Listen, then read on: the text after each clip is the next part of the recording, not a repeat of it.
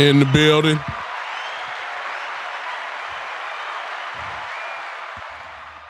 If this was a church service, I would say, I don't know what you come to do. I know what I'm here for. Ladies and gentlemen, it's Friday night.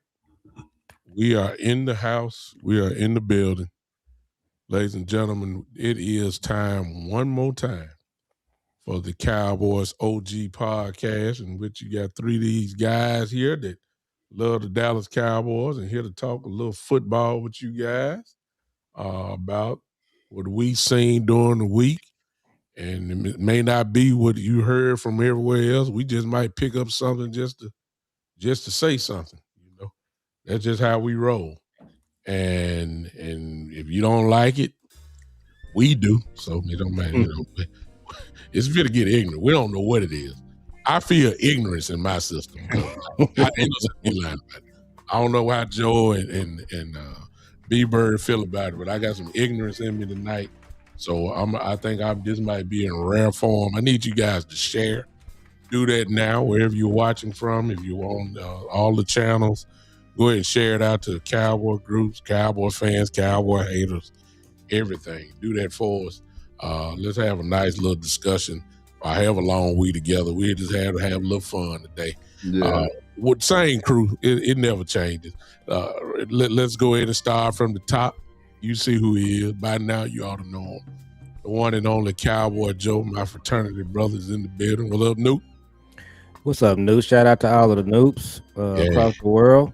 Yes, and glad to be back on with you guys. I wonder if Kels is lurking tonight like she was last she Friday. will be probably. Just dropping the fire. Yeah. So I did I kind of connected with her a little bit, and so we friends now, and she chimed in on me and Jules' show the other night. So shout out to her. She knows she does that. She will crash your show. Oh, man, she was terrific. We had her on in the chat, and hey man, you know, she puts a new light on some things for us, and you know, we was on Will McClay's trail, you know. Yeah. And she kind of backed us off a little bit. That's our guy. Yeah, I know. So we gonna be nicer to Will McClay because of Kels. So how about that? So that's I'm gonna start with that. I tell Kels that you got my phone number. We text and all that. I'll tell her quick. So there you go. Will can get some of this work too. It just ain't no doubt about it. Ladies and gentlemen, Joe in the building, as you can see, right there in the middle of the glue, as I like to call him, the one and only. Put your hands together. B-Bird is in the building. Hey man, look, I was just thinking that Christian, our new defensive coordinator, I think it's Christian Parker, right? Yes, sir.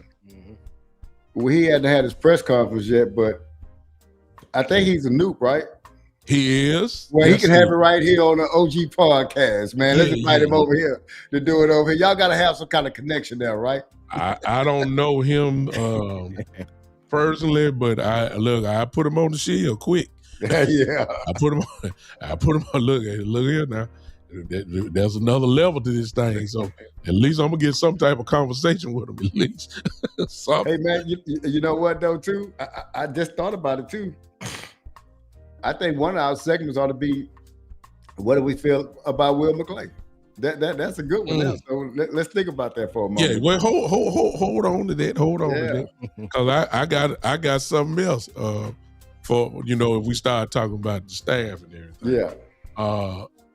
Y'all know me, big time. Hey, what's up? That's all I got to say about that. Hello to everybody in the chat. Olivia, who's on somebody's channel. LOL, gang. Hello to you. Easton Allen, Robert King, my brother, what's up? Okay, King of Gold, what's up? Jules is in the building, better known as Tell You What. He's in the building over there. We appreciate you. Marlon, my friend for over 30 some odd years, is in the building. He kind of like Kels, y'all. He used to do this type of stuff. Back in the day, he was on the radio. And he's a wealth of information. Marlon Haynes is. Former coach in football as well. Has family that is actually Chad. Forgive me for not know his last name, but was general manager of the not general manager, but assistant general manager, I think, of the Ravens. Am I right, Marlon? Wow. I think he's trying to be with the Dolphins, if I'm not mistaken. Correct me if I'm wrong, Marlon, on that. I think I'm wrong. But wealth of knowledge. The only problem with my friend, and I can say this, is that he has the takeover spirit too. It'll be my show, but hell, I'll never be able to get a chance to say nothing. So that's how he is. I mean, I love him to death. We have some of the greatest debates during the week on football, and that's why he's here with you. I guarantee you'll see in the chat in a minute. Let's go ahead and just get it crunk. I don't know what my brother's gonna talk about, but we're all so driven and deep into Cowboy football that it makes no difference what somebody's gonna talk about. we're already ready to talk about it. I guarantee it. Just watch. Joe always leads it off, and he always come out swinging too. So he ain't no telling what he finna say. Joe, you got the dance flow. Dance, my brother. So the first thing I'm a shout out Marlon. So I still got ice in my driveway of Marlon. I ain't figured out why yet. So it's supposed to have been gone like 2 or 3 days ago. So we'll figure it out tomorrow. Wow. And the other thing I was gonna say, now the Ravens is one of my favorite front offices. So you need to come get a job with Dallas. Maybe you can turn this thing around. Yeah. But we're gonna talk about the coaching situation, and I think they still trying to interview a couple of guys. It's been quite a bit of movement in the NFL, just pretty much. And one of the things we're gonna talk about, hopefully, man, this league is a microwave league now. B-Bird, you don't have 2 or 3 years to do anything. No. People getting fired left and right. Coaches. There he is. I'm sorry, I called the wrong team out. Let me stop. This is what he Chargers. was. Okay. He was with the assistant GM with the Chargers. He is the assistant GM with the Chargers right now. So okay. I don't know. I think I've spoken to Chad. Harlan would be the bridge for that. Who knows? But anyway, I'm sorry, Joe. Go ahead. No worries. And so, we just saw Coach Mentor, the Michigan guy, lead the Chargers and go to the Ravens, right? Yes. So we got that full connection there. So I like the Chargers front office too. I like Harbaugh. I actually like Jim better than John. I'm not that concerned about John being in the NFC East. I would be more concerned about Jim, but we'll see how that turns out. But yeah, I'm a big fan of the Chargers too as well. Wow. All right. Is that what you wanted to lead off with, Joe? You gonna swing it back around? That's my lead. Okay, go ahead, B-Bird. What you got to talk about, man? Well, man, we got. Let's just say this because we talked about this beforehand. I think that I'm learning about Christian Parker as we go. Right, I didn't know a lot about him. I'm not going to even lie and say I did. Mm-hmm. But everything I've been listening to is good. We kind of went outside the box on this hire. It's kind of a type that the Cowboys like. That they think is successful. They kind of went outside that. I think that's good. I think the bigger you make your pool, the better. But me and Big Time talked about this off. I'll take y'all to Vrabel's getting a lot of credit for New England Patriots, and as he should, because they turned that team around from 4-13 to I think they was 13-4 this year, back into the Super Bowl. But what people aren't talking a lot about is they signed $350 million in free agent contracts in the offseason. Wow. So not only do they handle the coaching side, so it's different things on here, right? You got the coaching, you got the owner, the GM, and you got the players. Mm-hmm. If you just attack one of them, right? Like I'm gonna tell you something else. Let me just say this too. People might be like, hey, leave an offense alone. The offense is good enough. That don't mean you don't look at it. Don't mean that you if it's a tackle out there that's better than the tackles you got, that don't mean you don't upgrade. You are always supposed to be trying to upgrade, man, in every position. And so I just think that, we got a coach, a defensive coach, but let's not stop there. Now we got to start addressing some of these players. Are they the right fit for this coach? Or are we just hanging on to guys because we paid them or what? But we have to approach this thing not just from one place. It got to be a 2 to 3 prong approach to this offseason, man. And it's basically saying this. When you're trying to get better, leave no stone unturned. Don't just say we're good here. We've been good, because you don't know how this thing going to change next year. Mm-hmm. Don't say that. So I just think that we gotta actually invest. And I was telling Big Time this too. We're gonna know something early on if they handle free agency like they handled free agency all these years before. Because Joe, one of the things that you texted that you want to talk about some Stephen Jones's interview, and it's the things that and I went back and listened to it because I heard snips of it, but then when you told me, I went back and listened to it. And Joe and Cowboy Joe, we're gonna let you introduce that whenever it comes back around to you, but we'll talk about it then. And go ahead. Let me say this, and I'll just kind of feed off of both of y'all. I'll start with B-Bird since that's the freshest one. You gotta have players, man.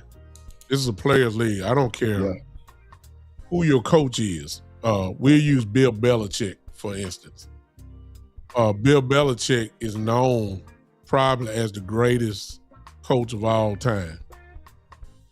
However, when Brady left, he's the greatest coach of all time, but he didn't win. He didn't get close to winning when Brady left.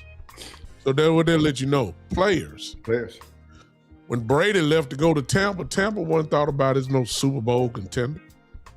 Brady show up, the Bucs win the World Championship.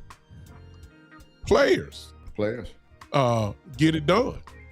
What B. Bird was saying, even though there's not a first team All-Pro with the New England Patriots, but when you look at the collection, and this is something that me and Marlon talked about yesterday, the Patriots did not go and get practice squad guys. That's right.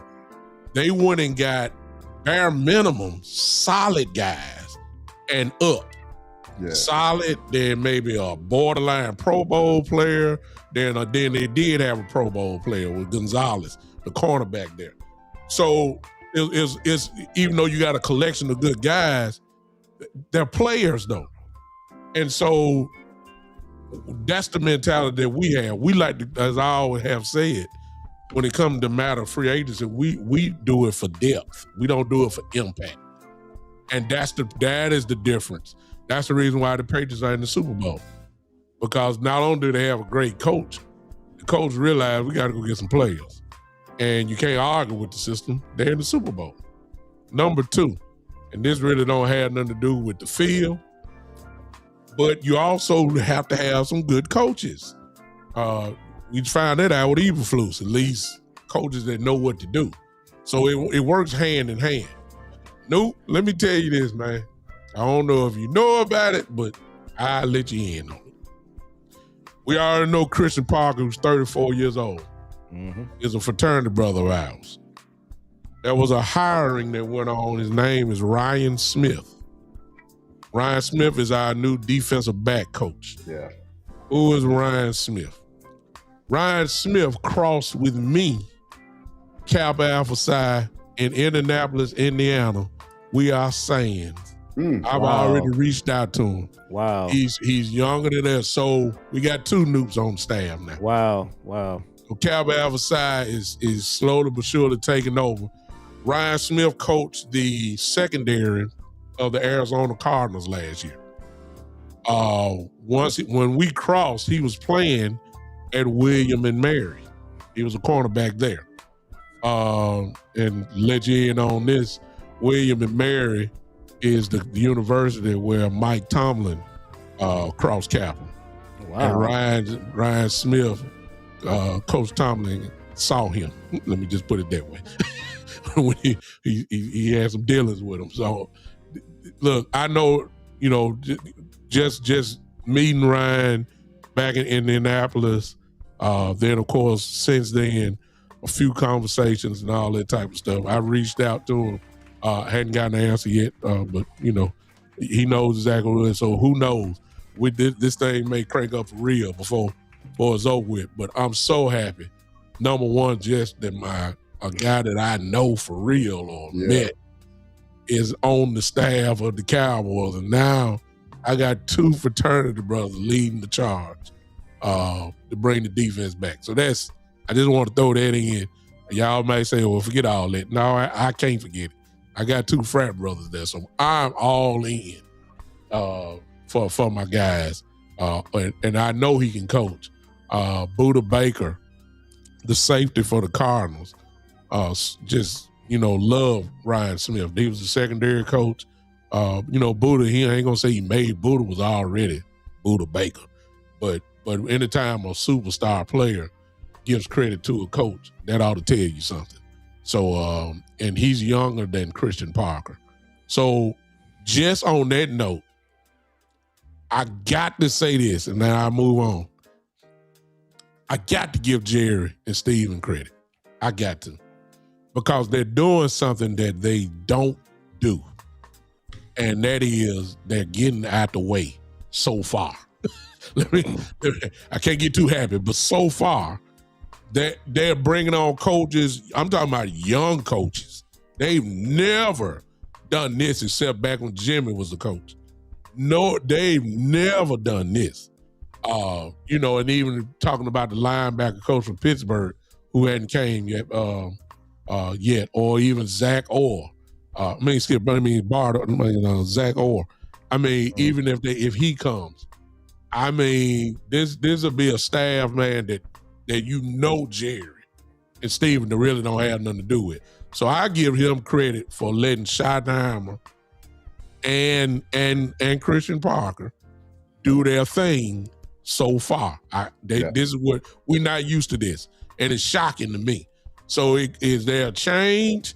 So far, 1,000,000% yes. But we're getting ready to enter that spot now, where this is turning the Jerry and Steven show, and this is why I always say where they usually mess stuff up.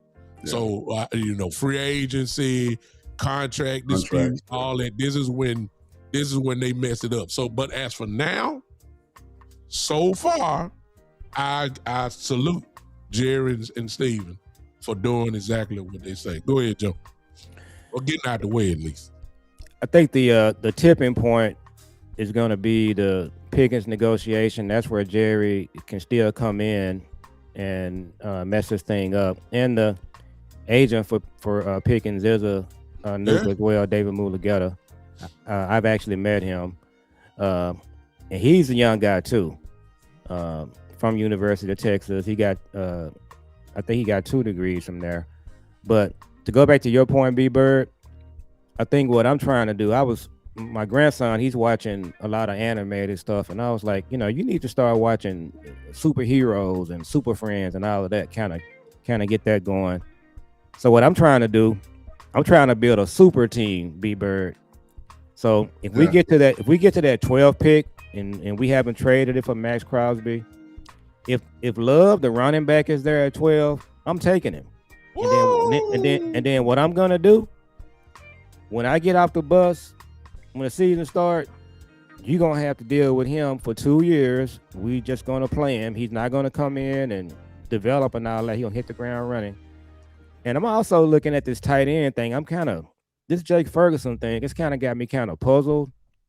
So if we can push him down, I'm willing to do that. So I agree with you, B-Bird. Offensively, I'm trying to keep this thing moving. I'm not satisfied with what we have. I didn't like the way Ferguson played. And I don't think the backups are Schoon, and what's the other guy's name? Name escapes me at the moment. Brevin Spanford. Yeah. I don't think they're it.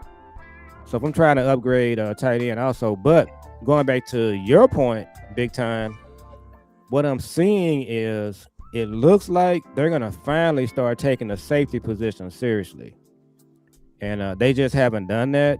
So that'll be a huge step for them. If Caleb Downs is there and you don't take him, well, you're gonna be playing against him, and he's gonna be wrecking your game plan every time you play him. So I like the way this is going, and that information you just provided to us, that's really cool to know. I need to read up on him. I saw that. Now, is he the coach from the Cardinals, or he from? He was the defensive back coach of the Arizona Cardinals last year. I got something. I got something somewhere. I'll send it to you. This is really coming together. Yeah. I like Orr also. If he comes in as a linebacker coach, he's 33. Mm-hmm. He was the coordinator for the Ravens the last 2 years. He's from North Texas, here where we are. Mm-hmm. And kind of what I did, I just kind of went back and said to my son, this is what Jimmy did back in the day. All of Jimmy's coaches were young guys. At the beginning, and they were college guys. Mm-hmm. And they came in with their innovation and with their bravado. And we need some of that. This old school, old coach, that's not really working. It's not, you've been there and done that. Let these young guys take over. And from, it's not necessarily a black thing either. I would have been fine with I ain't gonna say that though. What's the coordinator from Denver? Talking about Leonard. If a mentor type, my point is, if it would have been a mentor type of coach, a young white coach that's got ideas, got innovation, I'm good with that. I'm just tired of looking at these old guys. They can't relate to these players. I really love the way this is going, especially with that information you gave me today. And one thing I was going to say real quick, So Kels, I would like her to answer this question at some point. What I had heard was Steven was real high on Vrabel, but Jerry wasn't. That's kind of my understanding. So we'll maybe figure out what's happening there if that really happened. Mm-hmm.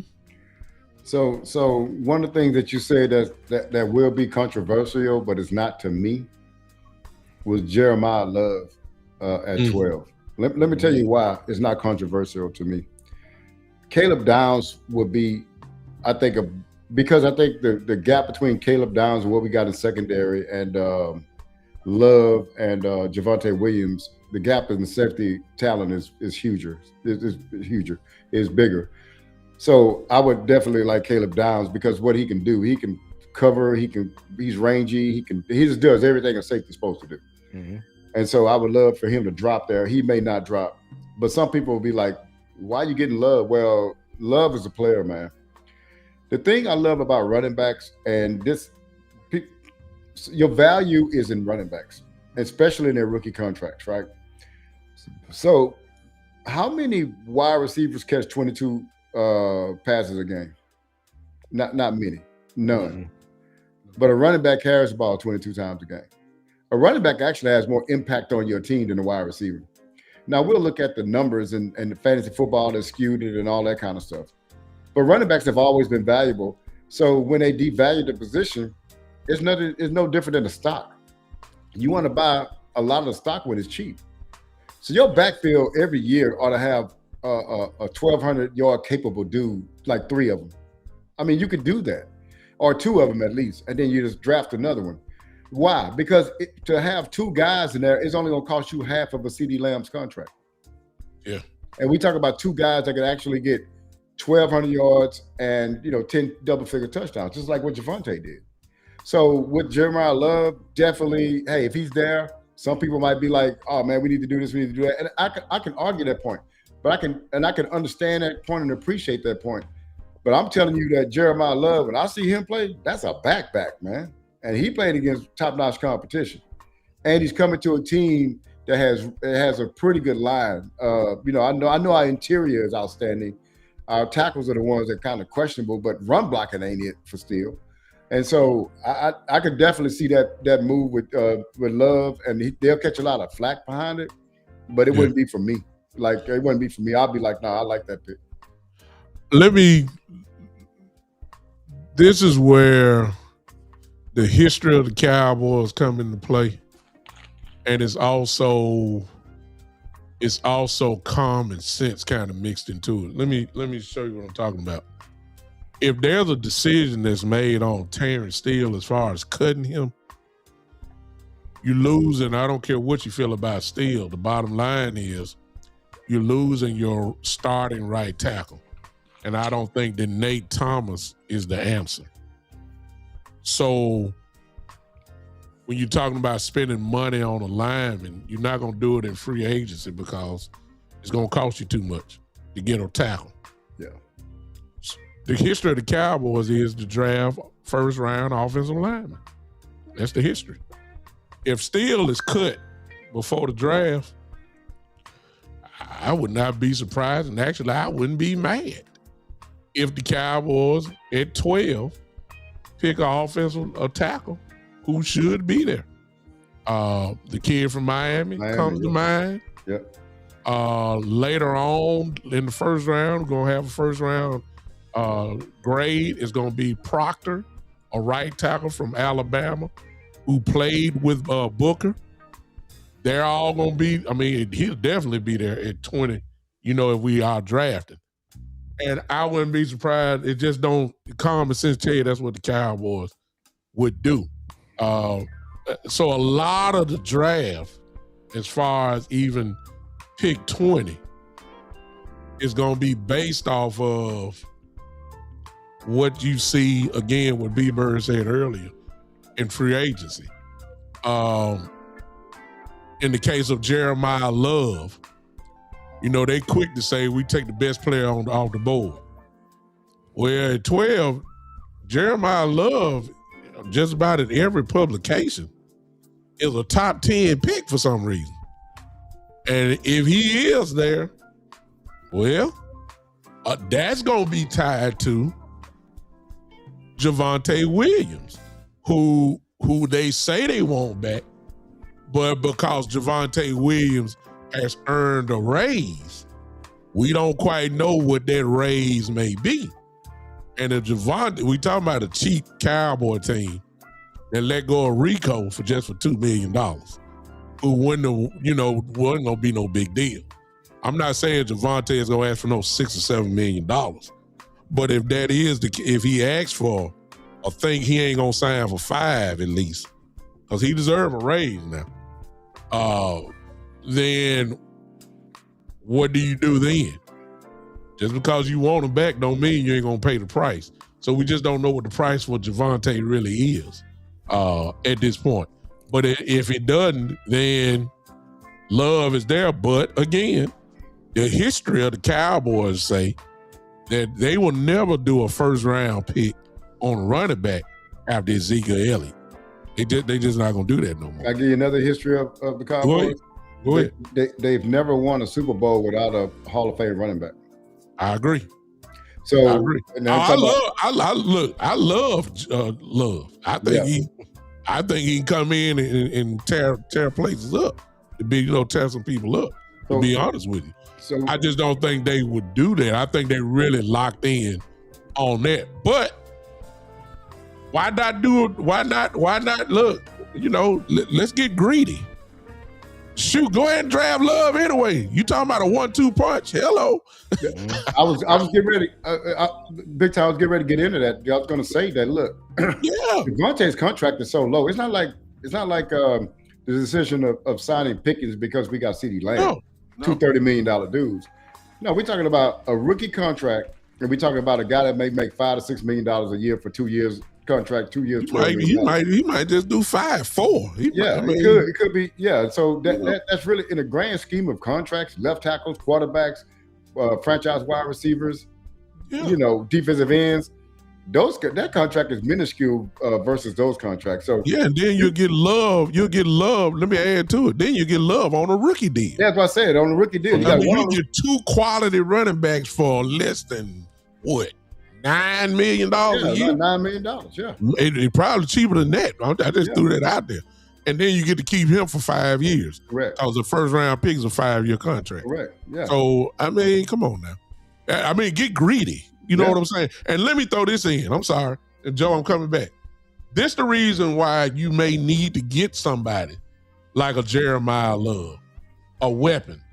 Because a lot of the reason why we were so good on offense is because it was Schottenheimer's real first year calling plays. Now, if you don't think that all these coordinators, defensive coordinators, aren't going to be sitting around looking at film all summer long, trying to figure out Schottenheimer, trust me, it may not be as smooth as it was this year. I'm just saying. Yes, it's kind of like Washington. Everybody went crazy with Daniel's rookie year. You see how that tightened up real quick. Y'all remember how everybody talk about C.J. Stroud in his rookie year at Houston? Oh, my God. I ain't heard nothing from Stroud ever since.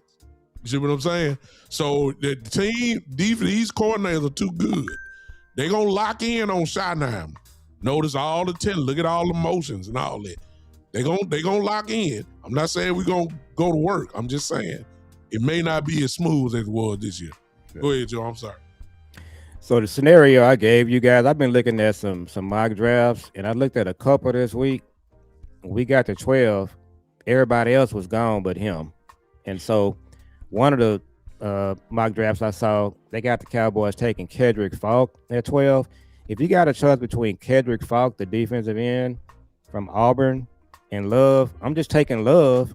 And piggyback on what you guys are saying, I'm making you stop both of them. You for 60 minutes, we running the ball down your throat. When Love come off the field, my other running back is coming on, and you're gonna just have to deal with them, and you're gonna have to stop them. And then we're gonna throw the ball too. And going back to Steele, I don't think you're improving your team cutting Steele. I just don't. I think you ought to keep them together. I think you ought to keep the offense together. What I look at is, when you go back and look at the Philadelphia game and the Kansas City game, we won those 2 games back to back and still was fine. Still has problems when you're throwing the ball 40 times.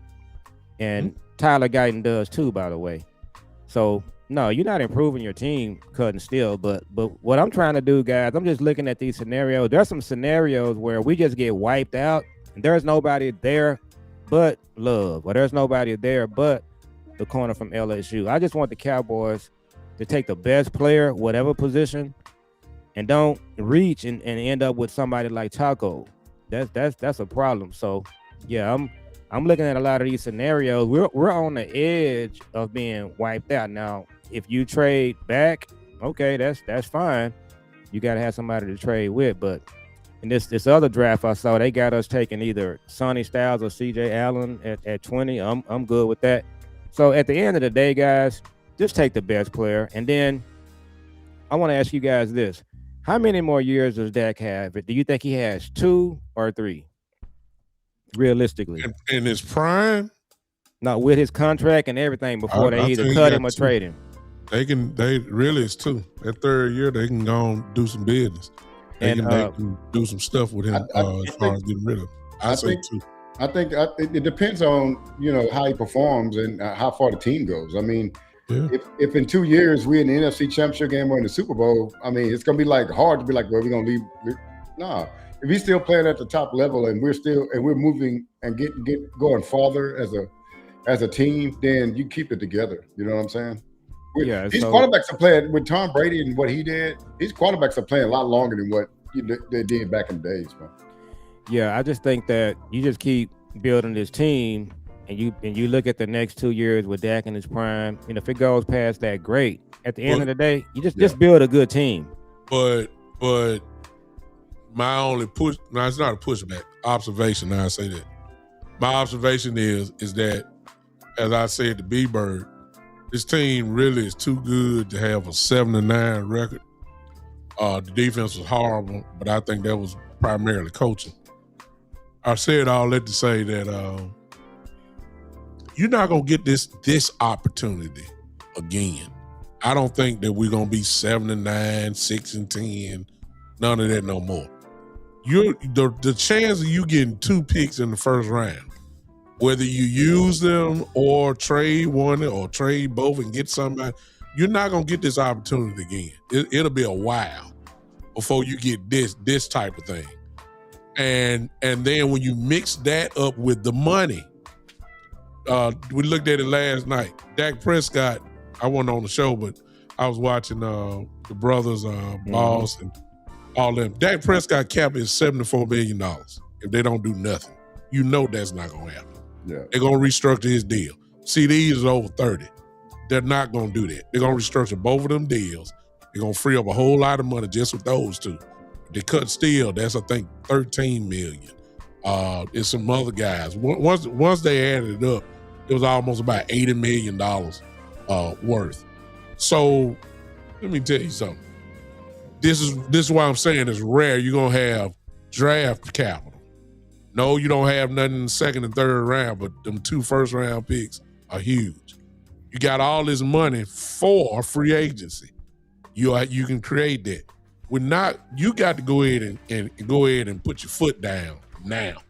If you're talking about winning a world championship or at least being a foundation, it's now. You got to do it now while you got all this working for you. The salary cap, me and B-Bird was just saying it, it's going up this next season to over $300 million. I think it's 302 to 305. I looked at 305. 305. Come on now. You're gonna have plenty of money that you can work with, and there's no excuses saying you gotta worry about the pie and who's got the biggest part of the pie. No matter where y'all at now. You ain't got no excuses no more. This is why I'm talking about Jerry and Steven messing stuff up. I don't want to hear none of that. Yeah. The money is there. And I want to be honest, when you look at the draft class or free agents, it's really not that strong. It's really not. You got some real solid guys now. You do have a couple guys that say like, oh, okay, yeah, that guy there'll make a difference. It's only about 2 of them, 2 or 3. that can really make a real big impact. Everybody else is kind of like a complimentary piece, but they're real good complimentary pieces. But if you want to win a world championship, this offseason is almost kind of like a foundational thing. Like what we talking about 3-4 years from now, we're gonna come back to this offseason here and say, okay, this was the beginning of what we're seeing now. So one of the things I mentioned earlier was New England Patriots signings. I'll tell you who they were. Stephon Diggs, we all knew what kind of wide receiver he was. He paid off for him. But the one that I kept an eye on, because we probably could have signed him last year, but we signed Osa, Milton Williams.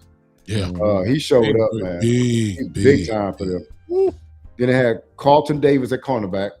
Big.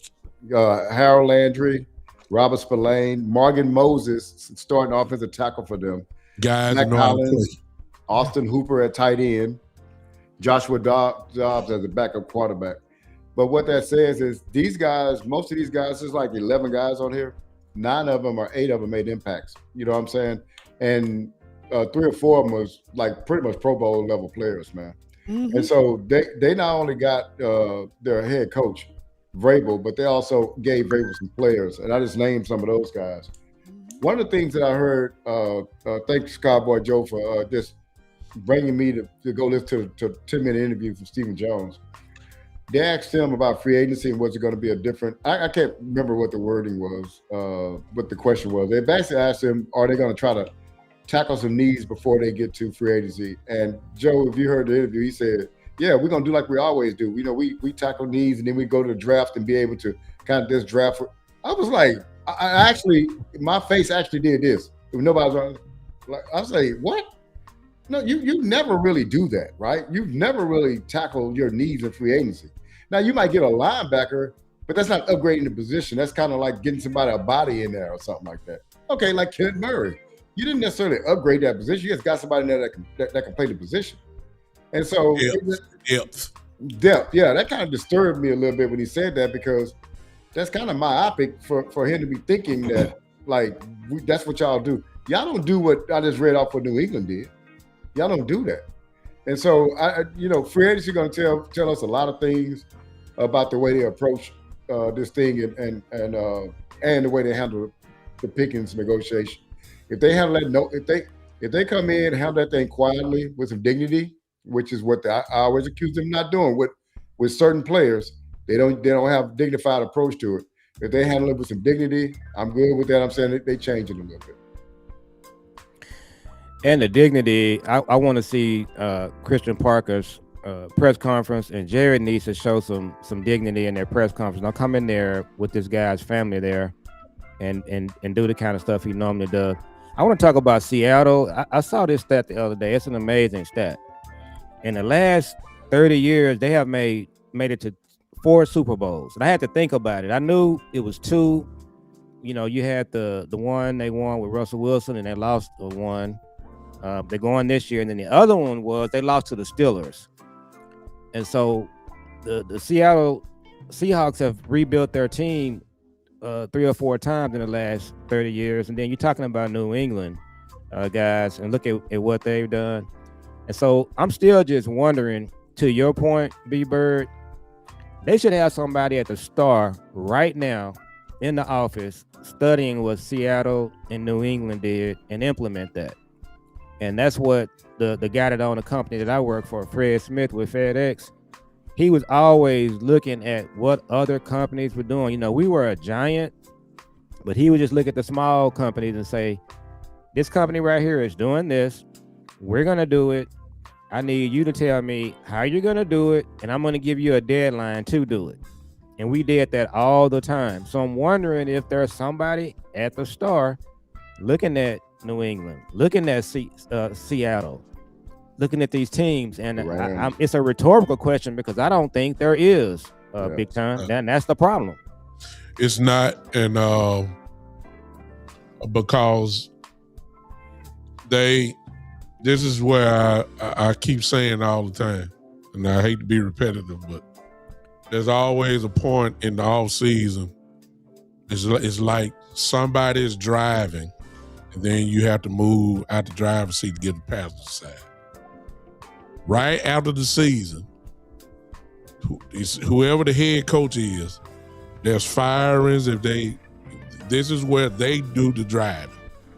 Jerry and Steven be on that boat, that yacht, you don't hear nothing from them until right around the Senior Bowl time, and it's time for them the staff to come down, and then here comes Steven. Look at the pattern. Shotty done great so far this offseason as far as I'm concerned. He picked Christian Parker. Christian Parker bringing in guys you ain't never heard of, young guys. Most people like that change. Good. Then you hear Steven. And here we go. The same mentality. Free agency, what you just heard B-Bird talk about. You heard the same mentality. To answer your question, Joe, no, there ain't nobody in the building. Because even if it was, at some point, you got to go to Jerry and Steven. If Jerry and Steven ain't on that same page, you wasting time. They are committed to doing it their way. And what I've always said is, that's why we need all of the talent. That if the talent is so good, then it can override the bad front office decisions or bad coaching or whatever the case may be. Your players are so good on Sunday or Monday or Thursday that it will, Schottenheimer may call a bad call, but the talent level is so good, it's 3rd and 12, and Schottenheimer will call a screen instead of pushing the ball downfield. But yeah, you threw it to the back, but the back is so great that he broke one tackle. Now he done took a screen and done put it for 30 yards. Well, that's the talent overriding the call. Everybody say the call's supposed to be throw the ball downfield. That's where we are, because Jerry and them gonna mess up. They're not gonna, I don't want to do it, but maybe there's a big change going on. When we started talking about free agents, B-Bird said, we'll know something. What B-Bird say? He said, in the first week of free agency. Well, what does the history say about the Dallas Cowboys in the first week of free agency? They never go. They never shop. They on vacation. They exactly. So they don't really get bids until day 12, day 13. That's when they get bid in the free agency. What we're saying is, look, go ahead and stack the deck. Why you got the opportunity? You got the money. Come on now. You got a high draft pick. You got 2 picks in the first round. So go ahead and stack the deck so you can try to catch up with look. You just said something, Joe. Seattle. I'm gonna throw the Rams in. Rams, absolutely. Okay. On a lesser note, I even throw maybe the Buccaneers in. Buccaneers pretty much have been kind of like this. They kind of standard. The 49ers, Eagles. 49ers and the Eagles. Okay, stop right there. Go to the AFC. Buffalo, Baltimore, I ain't gonna say Baltimore, Kansas City. Yeah. Those are 3. All right. I just named 7 teams. This is what I want to tell you. The Dallas Cowboys are the greatest franchise in sports. Whatever sport you come with, the money speaks for itself. When we say the greatest franchise, what that means is a mixture. The sport you play, the marketing, the exposure, of course, the revenue that you make. The Cowboys are second to none. Whatever sport you want to go with, soccer, baseball, the Dodgers can't touch them, the Yankees can't touch them, the Lakers can't touch them, the Celtics can't touch them, whatever. They are the greatest franchise in sports. But here's the part, though, that nobody don't want to say. But when it comes to football, the Dallas Cowboys are not even in the top 10. And that is the truth. They haven't been in the top. I got teams that done put laps around them now. Yeah. The New England Patriots. That's a lap. Have put a couple of laps around them. The Kansas City Chiefs, laps, plural. Buffalo is there most of the time, even though they ain't been in the Super Bowl. But they're usually right there in the AFC Championship game or division round, no question. They ran laps around the Cowboys. I mean, the Eagles, I hate to say it, the Eagles have ran laps around the Cowboys. It really is. Even though we beat them, but when it's all said and done at the end, the Eagles go farther than the Cowboys the last 5-6 years. I mean, it's just the truth. And Jerry ain't pissed off enough. That's what I want to say. Yeah. Jerry's not pissed off enough to make sure that changes. If he don't have Jimmy's attitude, that's what the problem is. Yes, we are the number one franchise in the business, but when it comes to football, Sundays, Thursdays, and Monday nights, we are in this same spot, and I can name 6 or 7 franchises that have been consistent over the last 10 years, and the Cowboys not even close to it.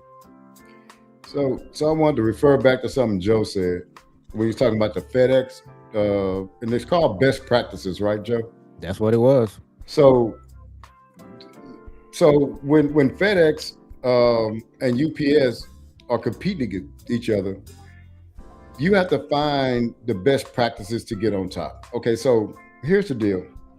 I work at a refinery. I won't mention it, but it's a major refinery, and so we have a structure that's, we go all the way up to the CEO, right? But people think that the CEO doesn't have anybody over them. Can I tell you who's over the CEO? Our stock price. Our stock price is what's the head of everything. And so if that stock price is going down, then that CEO job's in jeopardy, right? So they don't have the arrogance to say, I can see what this other, or let's go back to FedEx. Man, UPS doing this and they successful at it, but we gonna do it our way. No, because whoever that CEO is, if they don't do the best practices, they're gonna get run up out of there. And y'all know where I'm going. They don't have the right, they want to keep their job, they got to get best practices. They got to always be doing it. And they putting the pressure on y'all to actually get that at y'all job, Cowboy Joe, to enact it. Why? Because if it's something better to do out there, let's do it. Mm-hmm. If we're doing it a different way and somebody's doing it better, let's do it. Why? Because all our jobs depend on it. I'm going back to the point y'all know I'm going to make. The Joneses' job don't depend on it. And that's the issue, man. And I'm going to pivot for a moment here. And that's why I'm going to go into Will McClay. Because what I'm going to say about Will McClay has nothing to do with his ability to do his job. What it is I don't know what his job responsibility is. And he, too, is almost in that he's not a Jones, but I don't see where he would ever get fired for putting together a list of free agency and list of draft picks and letting everybody else pick them. I don't see why he would get fired, but I also don't see, like, whenever you don't have that, the whole train of thought is this. If you don't have the threat of losing your job, it's kind of hard to be better than a person that does have the threat of losing their job. It's hard to give your best. It's hard to give your best. Like, I'm not, hey, guess what I'm going? I'm going from 8 to 4 and I'm going home. If I can't lose my job, if I can lose my job, my productivity low, I got to stay. I got to call my wife up. Hey, baby, I'm sorry. I know I'm supposed to be there at 4, but these people on my butt. I got to stay here till at least 7 o'clock, do some more work. Why? Because I'm still trying to provide for y'all. And so that's what it is, man. When you don't have the threat of losing your job, and I don't think Will McClay actually has the threat of losing his job. That's just me, man. I don't see where they're going to be like, Will, but you screwed that up. Screw what up? What is he over? Besides getting together a list of players and maybe levels of whoever, the draft or whatever. But the Joneses and other people are going to pick. Now, he might have something in there, but he's not holding a gun to their head. He's not making a pick and having to stand behind the picks. That's what I'm trying to say. So that's my deal. I would like for somebody, that's my deal with Will McClay. Because I think what he does is he's good enough to prop up the organization with good picks, but he don't have enough power to bring in the guys that he really want to bring in to veto and somebody else because, hey, this is me. I'm the GM. If this doesn't work, you can get rid of me, but this is who I think you ought to get. But that's not what's going on, man. So the concern I have with Will is just this. So we know that he's kind of, in some cases, especially when it comes to pro personnel. He's kind of fighting with one hand tied behind his back. That's just a fact. My thing is, you're in charge of the draft, putting the draft board together. Jerry and Steven are not watching film. They're not out scouting. They're not doing that. What they do is they come in when everything is put together. And what they do, we've seen it live and in person. They pretty much go to the board. They'll call some coaches in, this and that. My issue with Will McClay is you are a draft and develop team. Your piece of the pie is the draft. And when you look at our draft and just look at the players, I just don't believe that Jerry and Steven are picking these players. They didn't pick Schoonmaker. They didn't pick Mozzie. Just go back and look at some of the players that we've acquired. I just need to, and I saw Will McClay's interview the other day as well, B. Bird. When I saw it, it was the same thing we've seen 100 times. He just says the same thing every time. So now he's got a new coach. He's going to try to get some players for the coach and be in alignment with them. I just need him in the draft, put a draft board together. When it's time for us to pick, we looking at killers. We looking at ballers. We ain't taking nobody that's gonna come in here. We don't know if they love football or if they gonna hang around, if they don't develop. Man, we do not have time for that. So I would like to learn more about it, what he does, big time. Kels gave us some insight the other night. It absolutely helped.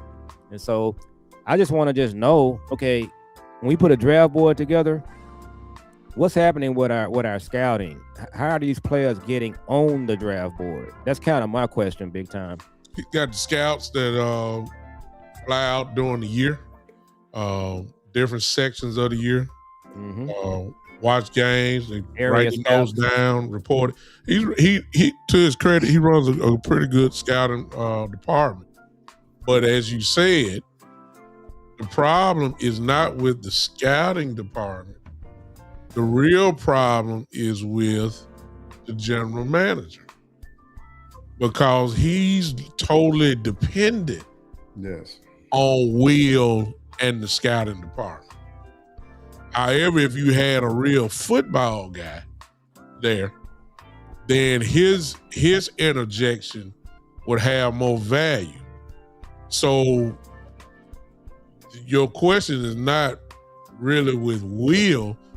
My question would be is, who said that Schoonmaker should be drafted in the second round? That's the scout. Yeah. That's really not, Will is involved in that. Jerry ain't got nothing to do with that. Jerry, as a general manager, because of the way things are set up, because B-Bird just told you, and it's the truth. Jerry, as a general manager, is not looking at no film. He's not looking at no hand placement. He's not looking at he's not doing that. Just not Jerry Jones. So he's going off those guys. My question is, who in the world said that this dude should have a second round grade? Schoonmaker. So again, it's messed up once it gets into the hands of Jerry, and then Jerry says that the buck stops with him. Well, how in the world you gonna have the buck gonna stop with you when you don't know nothing? Yeah. So you're leaning on them. You still don't know nothing. You're leaning on them. You see what I'm saying? You don't know nothing. Yeah. You just saying, okay, y'all, what you think? Okay, I got one vote here. What you think? Okay, that's 2-1. Okay, what you think? You got the other guy. Okay, we got a majority rule here.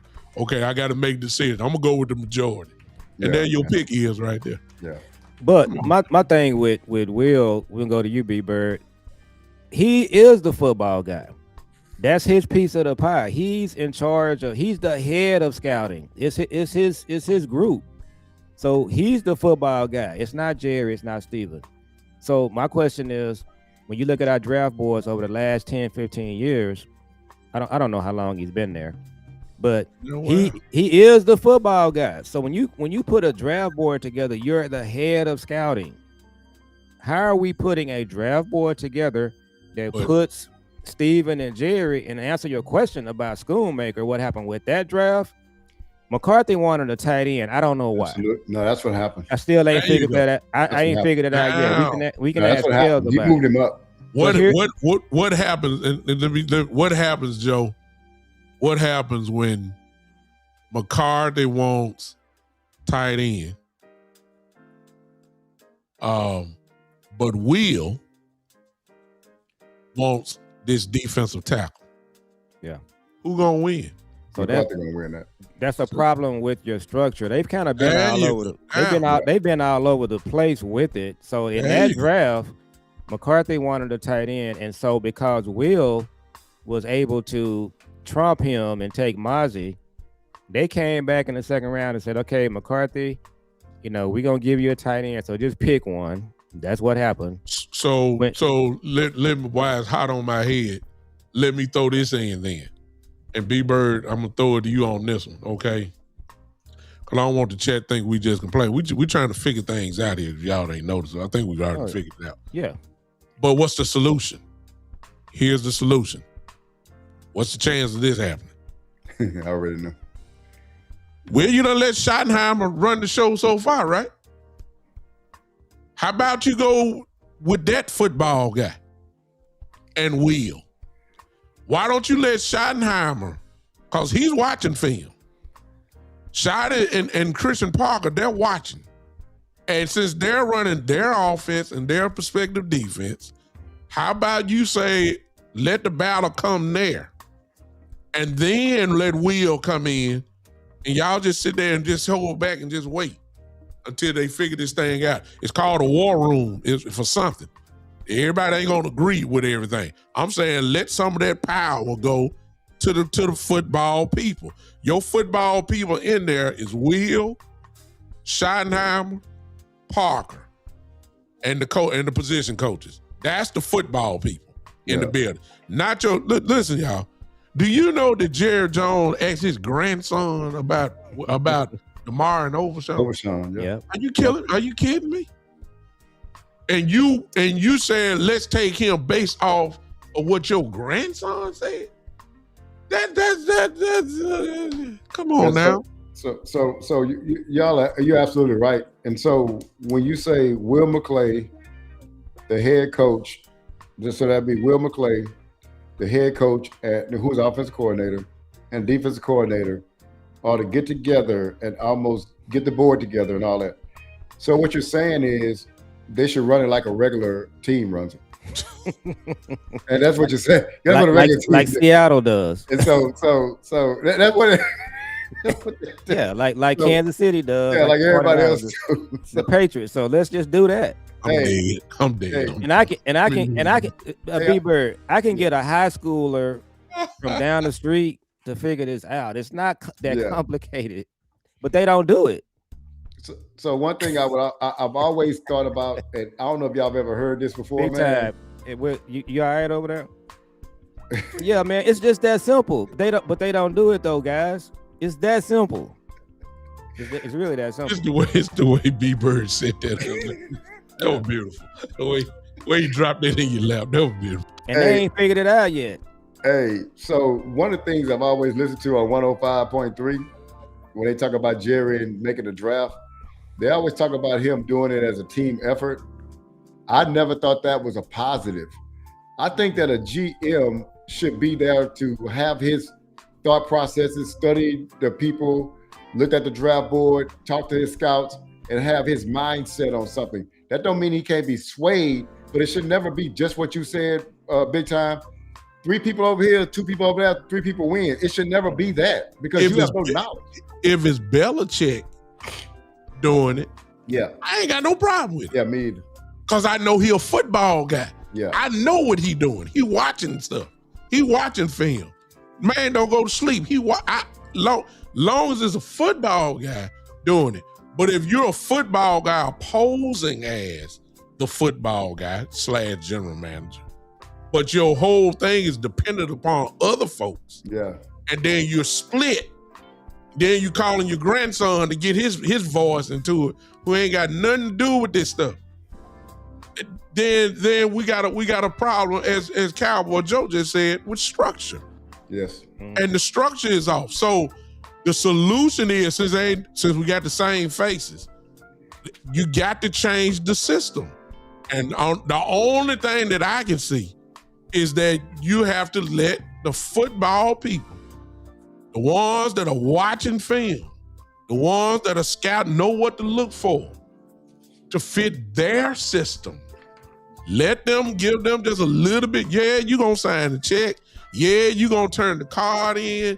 But your system should only be with really 3 people. That is it. Will, Schottenheimer, Christian Parker. They should be sitting right beside, since we seen what the war room looked like. Jerry Stevens sitting right there. Will is on the phone on the other side. Right beside Jerry Stevens should be Schottenheimer, Christian Parker. And it shouldn't be too much more talking after that. Seriously. That's how you solve the problem. At least since you ain't changing the faces, since ain't nobody got no new responsibilities, since Jerry gonna be the owner / GM, Steven gonna be the vice president of personnel or whatever, and Will has got, since that ain't changing, some inside has to change in order to get the players. A real general manager would say, hey man, look here. Look, we ain't had no pass rush. Okay. We know that when you have a pass rush, it speeds up the quarterback. Yeah. Okay. A real general manager would say, okay, Coach Parker, what kind of defense are you running? Are you running a 3-4 like everybody say, or are you going to be multiple? If Christian Parker say we multiple, then right then and there, as a general manager, I'm saying, Jerry, I'm sorry, Doc. We need this pass rusher. We're going to get Hendrickson. We don't care how old he is. The idea with Hendrickson, Quentin Williams, Osa, and Kenneth Clark together is a scary front four. You need to go ahead and get this guy. When he plays, he's 35 minutes. Look, Jerry, stop it. Stop. We ain't got time for this. Let's sign him up. We're going to work with it from there. That's what a real general manager would do. What Jerry and Steven do, though, this when they mess it up, I can get 3 players, 35 million. And I can get it done. That's what he did this year. Fowler, Sam Williams, the kid Houston, 3 or 4 players, and what it gets you? Yeah, Clowney. See that you know, and they played. Some of them played pretty good, but I'm saying, look where you at, 32nd in the league. Go ahead and get some dudes, man. You say you got with a 2-3 year window. It's time for dudes now, not depth guys. I want main event guys. I don't want no preliminary guys. You know, like in wrestling, you know who the main event was. Y'all old enough, y'all in Texas. Devon Eriks. Devon Eriks was the main event. Man, I don't want to see these janky guys in the middle. I'm here for the main event. I don't want no preliminary guys. That's what I'm saying. Hendricks is one of those names that can make a difference. Mega Fitzpatrick is another guy that can make a big difference back there. Go ahead and lock some of these guys up. If Christian Parker won't listen, and Christian, look, you did it with Zimmer, with Eddie Kendricks. You let Eberflus bring in Sanborn. If Parker says, I want Nakobe Dean, give him Dean. If he says he want Blankenship, give him Blankenship. You did it with everybody else. Do it with him. Yeah. That's all I'm saying. And one more thing I want to say, man, about Will McClay, and I'll let you go, Cowboy Joe. He said something that stayed with me, man. Stephen Jones always say something. Jerry say something that stayed with me, but he said something that I totally disagree with, and I ain't liked it. It just set a bad tone. He said, if you pick them, you got to play them. I'm like, no, you do not. If you pick somebody that's just saying, that shows the politics of it, right? Yeah. And I was like, no, if you pick somebody in the 3rd round and they not playing well, you got to play them? It's their loyalty to a contract or a draft pick. Yeah. Wherever you draft, that's their loyalty. That's right. What's going on, Joe?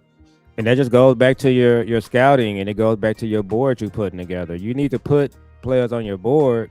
You pick them in the 3rd round, they really should be playing. And of course, if they don't, like you said, you just move on. But man, it's some really so my son and I, we go back and forth on this. You know, he's a fourth generation. I'm third generation. He really feels that coaches should pick the players. I think it should be the GM, and then sometimes it kind of needs to be a meeting of the minds. I think the good teams, the Ravens, the 49ers, the Eagles, they have a good football guy. That's a GM.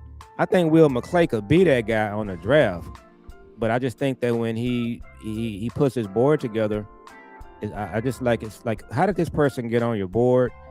And then I wanted to mention too, going back to that 23 draft with Mozzie and Schoon, they talked about taking Overshawn in the second round, and they waited.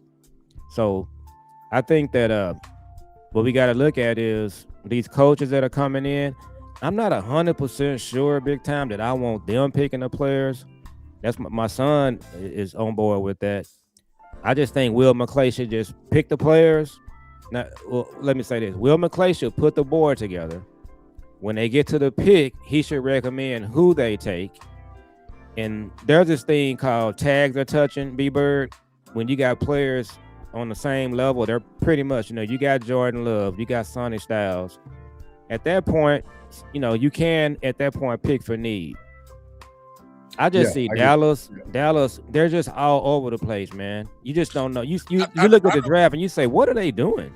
I don't think they're all over the place. I think they just on the system. For instance, if Steele is let go and you're at 12, it's just a scenario. If that kid from Miami is there, the offensive tackle, Francis Malek, whatever his name is, if he's there and you got Caleb Downs there, he's free, okay? I just stick with that. I believe Parker would say, no brainer, Downs. Mm-hmm. I believe Schottenheimer would say, no brainer, Downs.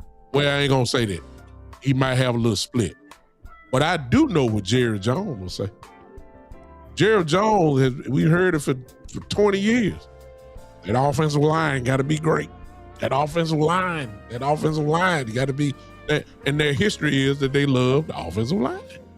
And I believe Jerry would say, the idea of having this young group together, Guyton, Tyler Smith is young, BB is young, Booker is just coming off his rookie year, then you get this rookie here, and then you'll say, Jerry would say, man, I got about a 10-year vision with these guys. And I believe, in spite of you should take Downs, you would pick the offensive lineman. And the offensive lineman may work, but it's that split that we're talking about. Jerry would do it based off an idea because he played offensive line at Arkansas 75 years ago and saying that the offensive line is the key and the trenches and all that type of stuff. That's fine. But when you got a guy like Downs there, if he's there, and you know the secondary was horrible, you need some stability on there. You got some stability already on the line. You need something that's going to anchor this thing in the secondary. Downs is the pick. That's where, even though the kid from Miami would be a good pick, but it's right there, that mentality that I'm talking about is where the problem is. And that mentality has not changed because Jerry will say, not only say, hey, we got to get this offensive line, Jerry would say, hey, I just got this gut feeling and I got the last word. Yeah, and he does have to say he would pick the line. Exactly. He does have to say so. And so, because now you're right about that. And I think what ends up happening with Jerry is we are under something, man, y'all. And I've thought about this before. Just in a natural progression, say we had a good GM in here, he won't be here for 30 years. He'll be here for, he has this, this crescendo, then he falls off and then he gets fired. That's what happened at every other franchise. We're talking about baseball, football, basketball, or whatever. And it's just a lifespan of a GM. Well, part of the lifespan is it refreshes. When you get a new GM, it refreshes the thought process. There's a whole guy with a whole different thought process that comes in. Well, the Cowboys have been under the same thought process over 30-some years. And so here's the deal. Things that happen, okay, so suppose the Cowboys don't want to get in free agency because of Brandon Carr, right? In 2012, they said, "Hey, man, we didn't do well. We signed this guy for a lot, and he didn't really live up to his contract." Now, I think that he played well, but suppose they're saying that's the reason why we don't sign. Well, just think about the natural lifespan of a GM, probably about 6 or 7 years. We'd have had 3 or 4 GMs by then, and they would even be thinking about Brandon Carr in 2012. But since we still have the same people in there, the scars that they've accumulated over the years have changed their mindsets on things. But also some of the ways they were successful, they still believe in the success that they had in the 90s. Hey, we're going to still try to relive this. That's why the offensive line is very important to them, because when we won last, we had a great offensive line. But what I told Scott is a long time ago, that the Joneses suffer from PTSD from bad decisions, but those decisions shouldn't even be in the play, right? Because a normal GM would have been fired 3-4 times over. And just I don't want to say he's a bad GM. I'm saying a GM that, that ebbed and flowed and then left. We don't have anybody in the league that's even 20 years in. We got guys that have been running our team for 30 years. So I'm just make a long story short. I want to tell you all that to tell you that, yes, he believes in the offensive line, because the last time he's ever won, he had an offensive line. Yeah, exactly. So, and that mentality is stuck in his head. Yeah, he's been looking for that ever since the last championship, because he knows that's what got it done. And that's why I say they want to win their way. To forget what everybody else is doing, they want to win their way. Let me ask y'all this real quick. Let me throw my little thing in. And chat, I need your help on this. I need y'all to come in.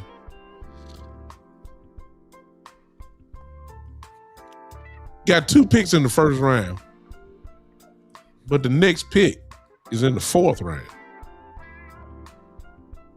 How many of y'all want to trade back and pick up something at least? I know you do. Listen, I'm gonna tell you why. And for those that haven't done it, Bieber, I don't know if you've done it on your show. Joe, I don't know if you and Jules have done it. But y'all need to do this mock draft thing. And go ahead and pick 12 and 20. And then I want y'all to see all these names that go by in the 2nd and 3rd round. And you just sitting there waiting to the 4th round. I just want you to see the quality of the players that are leaving. I'm trying to hit the home run.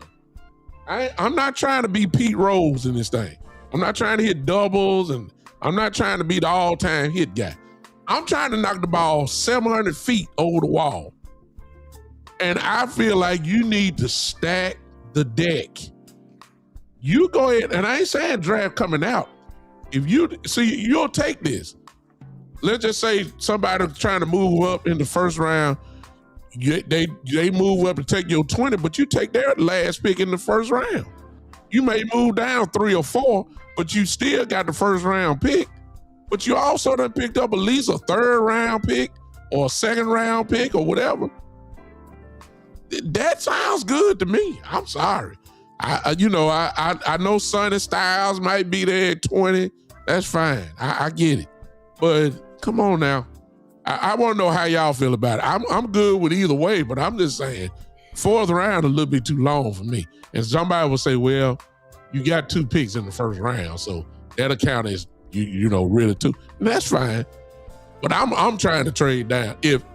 Especially if my guy ain't there, I'm just not picking 20 just to be picking.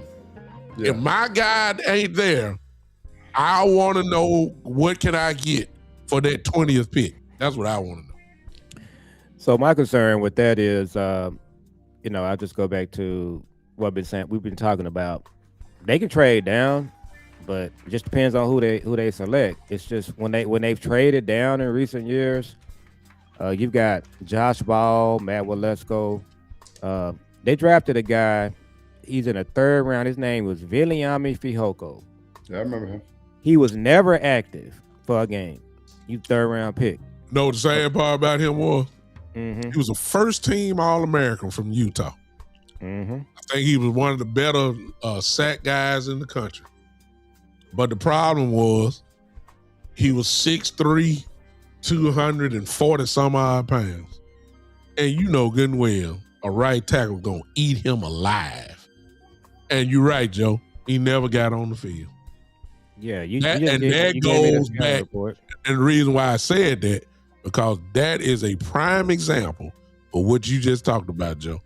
Who said that this dude should have got drafted in whatever round he did? That right there. That's perfect. Yeah. It wasn't Jerry or Steven. So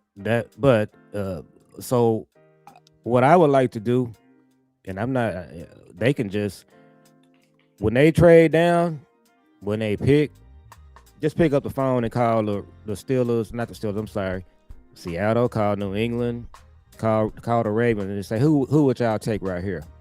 If they had just done that in the last several years, they have good players. Lou's takes, I really love Lou's content. Yeah, he's good. FYI, he doesn't like either one of the tackles. Just that's FYI. Wait a minute, the ones in the draft or our tackles? The ones in the draft that we're talking about. He doesn't like Proctor. He doesn't like the Miami guy. He's from Miami. Yeah. He don't like either one of them. And Lou played college ball. Let's throw that in. He played college ball, and he was an offensive lineman. Yeah. So man, we're doing the content now, and I'm gonna tell you this right here. And listen, I believe this.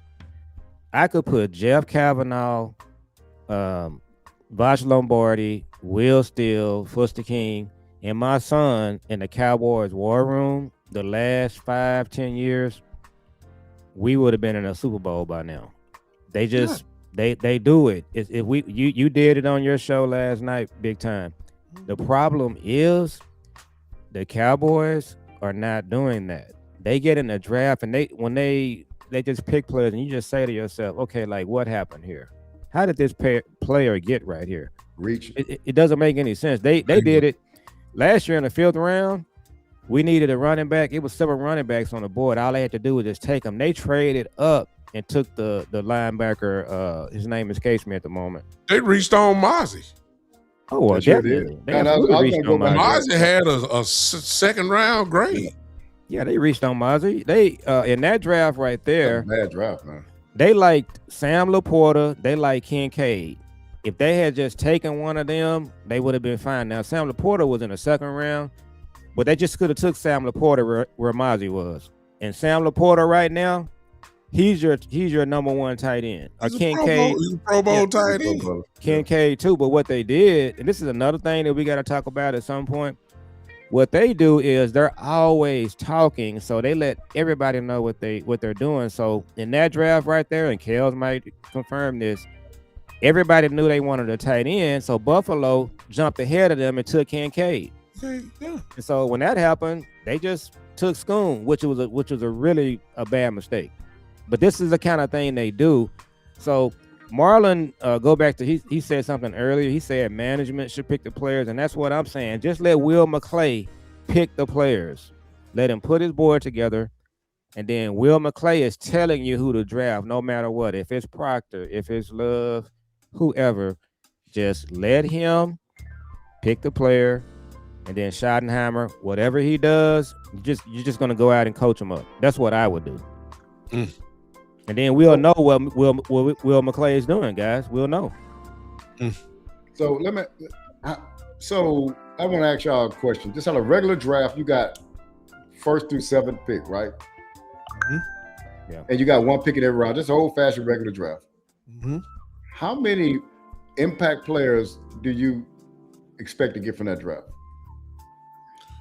Definitely 2, possibly 3. Okay. Round 1 and round 2 should definitely be day 1 starters. So what about you, Cowboy Joe? You think the same? I think good teams, that's how they build a team. They in the 2nd, 3rd, 4th round, even the 5th round, good players are there. So my answer to your question is, you just have to figure out who the good players are and take them. Are you going to have some misses? Yes, you are. But the issue with them is they have way too many, and they're a draft and develop team. If you're a draft and develop team, you can't have that many misses. I'm sorry. You don't get to have your cake and eat it too. That's what you got. So in the because the initial question was, should we trade down? I think that it is a high success rate the higher you draft. Yeah. So if you want to get a success rate, that's like if I say, hey, big time, you could draft. You got all second round draft picks. I got all first round draft picks. I'm gonna hit more than you will because I'm gonna get more quality draft picks than you are, more quality people than you will. Get the cream of the crop. Huh? You're gonna get the cream of the crop. I'm getting the cream of the crop. So when you got 2 picks there, I wouldn't want to trade that back because it becomes more of a gamble the more rounds you get in. To find you can find a Tom Brady in the 7th round, but that's not how you should structure your draft. Like to find a Tom Brady in the 7th round.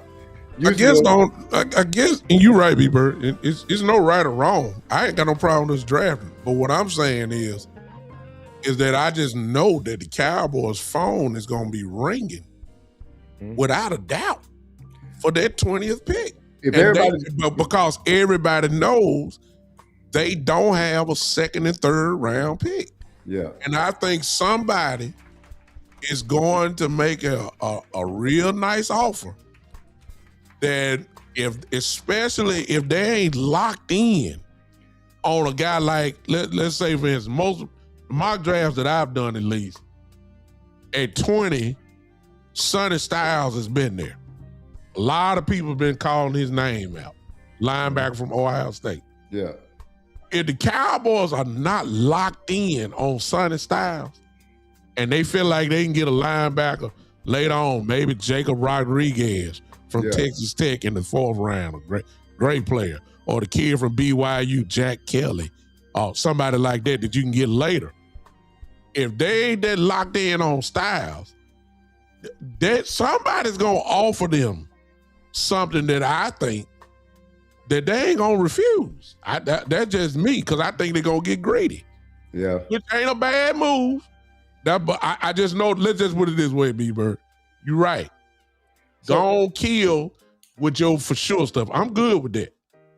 But I just feel like I know for sure somebody at 20 is going to be ringing that phone, and they going to offer the Cowboys what they don't have in this draft.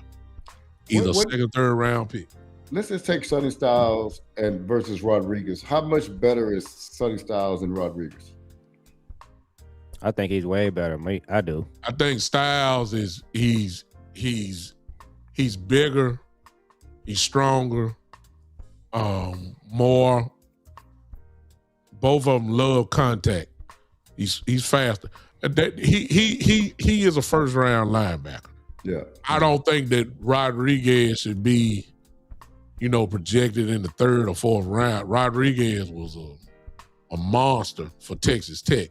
But if you had the choice, if you lined 10 people up, 10 probably gonna pick Styles before Rodriguez. I would pick Styles, but I would be okay if we ended up with Rodriguez because he's a good player. But what the Cowboys are doing, B-Bird, before you start, what they're doing, they're passing on both. That's what they've been doing. Yeah, there you go. So the reason I'm saying, because these are the margins where I think that you when you make decisions like that, like, hey, we'll pass on Sonny Styles and we'll get a Rodriguez later on. But those margins, if you make that decision about 8 times, you're getting a lesser roster. You get what I'm saying? Yeah. And so that's why when Sonny Styles there, you say, hey man, he's the best linebacker in the draft this year. But he got other guys, yeah, man, we can wait to the 3rd round and get. That's why you start making that decision. If that guy's a playmaker, you draft him. That's the mentality. If he's a maker, you draft him. That's the mentality that we all have. See what I'm saying? I can get 3 for. Hey, thank you. Thank you. Yeah, and what they've been doing, unfortunately, when they trade down, you can trade down. I'm fine with that, but you can't miss, and they miss a lot. Yeah, they trade down. Yeah, and you're just looking at the board, and you see a player right there that will be a difference maker that will start for our team in the 3rd or 4th round. And man, they turn in the pick, and you're like, nobody had this player right here. And that's what they've been doing. And I'm asking Will McClay what is going on with your draft board, sir? It's like, how are these players on your board? Steven and Jared not putting the board together. It's my mind go back to when you sitting right there and your choices were Taco Charlton and TJ Watt. Yeah. Well, y'all pick Taco. Well, let me say this. This is where me and my son disagree. And I'm going to be 90 years old in an old folks home, and he'll be on here doing content with your son, Bryce, B-Bird. Yeah. And I'm still going to say that coaches picking players, you are asking for trouble, because what the Cowboys did, and I would love to get Kel's thoughts on this. They let Rob Marinelli, B-Bird, basically, he was the scout for 2 drafts. He told them, I don't have no need for TJ Watt. I don't like him. He doesn't fit. And they picked Taco. What should have happened there? The general manager or the head of scouting, which I believe was Will, they should have told Marinelli, we picking TJ Watt. And whether you want him or not, you may not even be here. So we picking TJ Watt, and we're going to figure out how to play him. Like, for example, Micah was picked. Rob Marinelli wouldn't have wanted anything to do with Micah. Rob Marinelli didn't want Jalen Ramsey. He didn't want him. So they didn't pick him. So that's what I'm saying. When you let coaches pick players, the coaches will pick a player and they get fired and you stuck with the player. So just let the GM pick the player and you just roll with it. I definitely agree with the GM picking a player over the coaches. Let me tell you why. What are the coaches doing from, let's say, after the draft all the way till the playoffs? They're coaching players. What are the scouts doing in that same period of time? They're scouting players, college players. And so they don't really have the knowledge to, not saying that they don't have football knowledge. I'm saying this, they don't have the wealth of knowledge as a scout or the scout team has on these college players. They just don't have it. Why? Because they don't have the time to have it. They still got to coach the team. Yeah. The scouts are just scouting, man. That's what they do. That's their main job. And the director of scouting gathers all this information, and he's also locked into film and what this person's doing and talking to other people of the team and all that kind of stuff. So I don't believe coaches should. A coach can tell you what they need. Like, hey, man, I need defensive end that can get in there, man. Oh, I need my defensive end need to be this size, that guy, this, that. And then if you need that, then you go and do that. But beyond that, I don't think coaches just don't have the time to do that, man. To make picks with the knowledge that a scouting department has. We've been on for an hour 32 minutes. Yeah, great show. Are y'all done? Because I can close real quick. Are you done, B-Bird? You got something? We can go and close. It's up to you. You good, Joe? I'm good. And just real quick with Christian Parker, I don't want him to come in, a 34-year-old, just getting a job, and then they say, you pick the players and then they don't work out. We got a problem there. Yeah. I just think that if the players are equal, if they're on an even, if their tags are touching, then defer to the coach and just say, hey, we got a need right here. We are going to listen to the coach because they're all on the same level. But that's kind of where I am on it. And I think everybody's it's not a wrong answer here. Even with my son, I tell him sometimes, coaches getting involved, that might be the way to go. It's a little bit of both, but I just want to say that. So what you just heard probably about the last 10 to 15 minutes goes right back to what I said at the beginning. What did I say? This is the part of the off season where Jerry and Steven mess stuff up. Mm-hmm. You just heard at least 6 or 7 scenarios. Not with players. You heard structural issues. That's what you just heard. We got good checks on the boxes right now with Shotty, Coach Parker, getting the staff together, all that. That is no. You ain't heard no problem yet. It's right here. This spot right here is where Cowboys start doing this. And even and some folks gonna say, where's training camp? Nope. Because it's the general manager and whoever that serves the players that you got during free agents in the offseason. Serves them to the players. Say, okay, here your 90 players. Cut them. Let's get them together and cut it down to 45 and roll. But what if you ain't got nothing but a bunch of preliminary guys that y'all gave to them? You ain't talking about no Super Bowl. You just talking about hopefully winning the division. So far, so good. It seems as if Jerry and Steven kind of took a back seat on this one. But we got our first clue with the press conference where you heard Steven say, well, we're going to do it like we usually do. Ladies and gentlemen, good God, how many years you got to keep doing before you figure out that your way ain't working? You got to change it up. And this is why, you know, I think I can speak for my brothers here. This is why we do this. This is why we looking like this. Like, we'll wait and see. Because we ain't finna get optimistic. Because we done seen it too long. B-Bird said it perfectly. I'm just like him. You want to know if something really done changed? Because we in Steven and Jerry territory. Check out the first week of free agency. Check it out. See if the Cowboys go deep sea fish hunting, or are they gonna stay on the bank and just do shallow fish? No, you know, an all white party. Yeah, exactly. Just see. We'll know real quick. We'll see how they do picking. Are they gonna start talking bad about them? You know, are you gonna start figuring out, oh, we ain't gonna talk to the agent because you don't like them, all that kind of stuff, because you done figure. We'll know real quick how this thing gonna turn out, and this is where stuff getting messed up. And so that's really all I got to say. I'm saying the same thing until I see something different. Yes, sir. I'm just like this. And so right now, I'll give them their credit.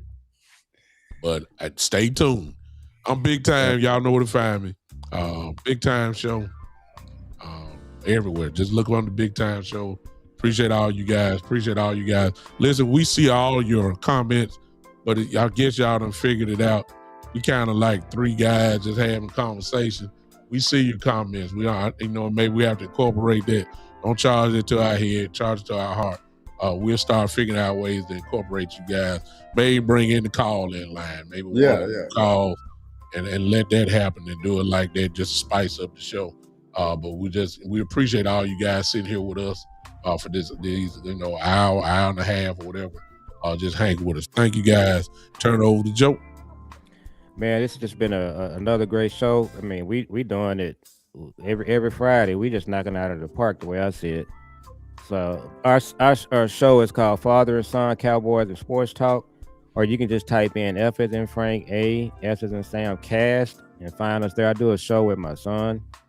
So I'm a third generation Cowboy fan. He's fourth generation. So we just do that show together, and we're trying to grow our channel. So go over to our channel and subscribe, and check us out there, and then follow these two brothers here. Go check out B-Bird Show and subscribe to his, and then we'll just come back and just keep doing good content from an OG standpoint. Love it. Hey, it's a great time, man. Friday nights. I look forward to these Friday nights to hang out with you guys, man. Just talk Cowboy football with guys that are just as passionate about me in our quest for six, man. So I just appreciate y'all having me on, man. This has been a dream for me. And just to be on with you guys is great, man. So everybody out there, y'all can follow me on B-Bird Cowboys on Twitter and YouTube. I'm going to be doing a show tomorrow. Get stuck. Intro. Go ahead, B-Bird. Say it again. Okay, I said I'm going to do a show tomorrow, if only to show my intro that my daughter Brianna did for me, and so I'm gonna show that off a little bit, and I'm gonna do a show tomorrow at some point in time, man. So I'll be keep tuned. I'll be doing more shows. Awesome. All right, that's it, ladies and gentlemen. Thank you guys for hanging with us. We'll see you guys together. Let something happen. We'll be together again with you guys next Friday. But in the meantime, I'm quite sure everybody you see here, as you heard Joe and B-Bird say, be doing their individual shows. sometime this week. So, of course, like and subscribe. And that way, and turn on those live notifications. That way you don't miss anybody. Okay, until next week, y'all. We out of here. This has been the one and the only. This has been the Cowboys OG Podcast. We out. Have a good one, guys.